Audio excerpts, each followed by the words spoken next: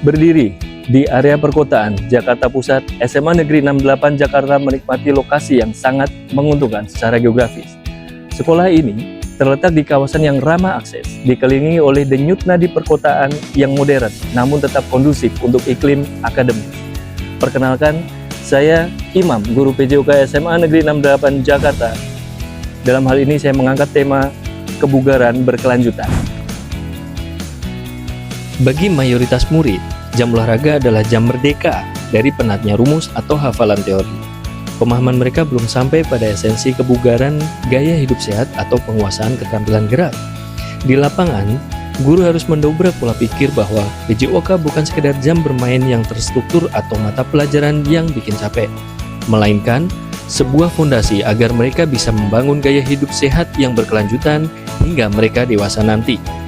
Sejalan dengan pengajaran dan pendidikan budaya hidup sehat, program NPET dari Nutrifood hadir dan menjadi satu program yang kemudian saya ikuti. Dari NPET saya akhirnya memahami bahwa hal yang harus saya lakukan adalah merancang pembelajaran yang aman, menyenangkan sesuai dengan karakteristik peserta didik, serta mendorong mereka memahami pentingnya budaya hidup sehat. Bukan hanya dari konsumsi makanan yang sehat, namun juga aktivitas fisik bagi kesehatan fisik, mental, dan sosial. Program NPET dari Nutrifood ini mengembangkan kesadaran bahwa keberhasilan pendidikan kebugaran bukan semata-mata hanya ketika murid memperoleh nilai yang baik dalam pembelajaran olahraga, tetapi ketika mereka memiliki kebiasaan hidup sehat yang terus mereka jalankan hingga dewasa. Beberapa persiapan penting dalam strategi yang saya lakukan diantaranya adalah asesmen diagnostik dan karakteristik murid, kesiapan fasilitas dan perangkat. Namun pelaksanaannya terdapat beberapa tantangan, diantaranya keberagaman motivasi dan kemampuan, perbedaan tingkat kebugaran murid yang menuntut rancangan pembelajaran yang lebih akomodatif. Kedua, kesadaran gaya hidup berkelanjutan. Membangun kesadaran bahwa kebugaran adalah investasi jangka panjang, bukan sekedar pemenuhan tugas sekolah, menjadi tantangan tersendiri di tengah gempuran gaya hidup instan, tingginya durasi layar, screen time, dan rendahnya aktivitas fisik di luar sekolah.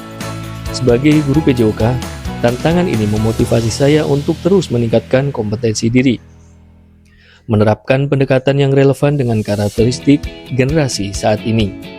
Sebagai langkah aksi, saya menerapkan strategi pembelajaran bertahap yang mendorong murid memahami, mengalami, dan membiasakan pola hidup aktif secara mandiri dan berkelanjutan.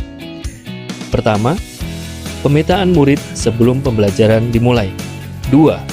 Membangun kesadaran, awareness. Murid diajak memahami esensi kebugaran dengan mainkan materi pada aktivitas harian yang relevan, seperti berjalan kaki, bersepeda, atau latihan mandiri di rumah. Murid disadarkan bahwa kebugaran adalah kebutuhan hidup, bukan sekedar pemenuhan nilai olahraga. 3. Pengalaman praktik yang bermakna. Tahap ini berfokus pada pemberian pengalaman langsung yang adaptif.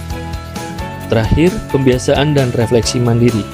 Murid diberikan proyek atau tantangan aktivitas fisik di rumah melalui pencatatan harian atau penyusunan jadwal latihan dan refleksi berkala mengenai perasaan serta kendala yang dihadapi. Murid dibimbing untuk memantau perkembangan diri sekaligus memperkuat komitmen hidup aktif. Melalui pelaksanaan strategi ini, murid-murid terlihat lebih antusias ketika aktivitas dikemas dalam bentuk permainan, tantangan kelompok, atau target pribadi yang dapat dicapai sesuai kemampuan masing-masing. Beberapa murid bahkan mulai membiasakan diri berolahraga ringan di rumah dan sadar terhadap pola hidup sehat mereka. Hal inilah yang menjadi tujuan utama dari pendidikan kebugaran berkelanjutan, yaitu membentuk kebiasaan hidup aktif yang dapat terus diterapkan dalam kehidupan sehari-hari.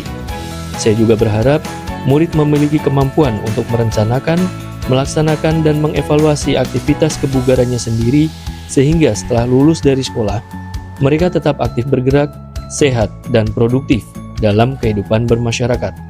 Terima kasih NPET dari Nutrifood.